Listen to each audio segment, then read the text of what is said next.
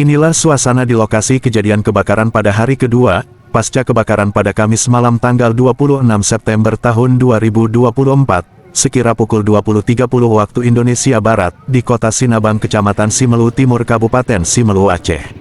Amatan media, di lokasi kejadian kebakaran, Badan Penanggulangan Bencana Daerah Kabupaten Simelu, sejak kemarin Jumat tanggal 27 September tahun 2024, sudah mendirikan tenda sebagai posko tanggap darurat, dan bantuan kepada korban musibah kebakaran dari segala unsur, terus mengalir guna meringankan beban korban musibah kebakaran.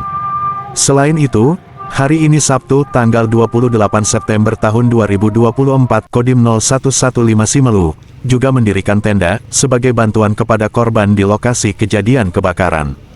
Berdasarkan informasi dari BPBD Kabupaten Simelu, lebih kurang ada sebanyak 43 pintu ruko yang hangus terbakar, dan 5 pintu ruko yang terdampak, dengan jumlah kepala keluarga sebanyak 48 kakak, 155 jiwa. Atas kejadian musibah kebakaran tersebut, tidak ada korban jiwa, dan kerugian belum dapat ditaksir. Untuk sementara, korban musibah kebakaran mengungsi di tempat sanak famili, di Masjid Al-Falak, dan Islamic Center.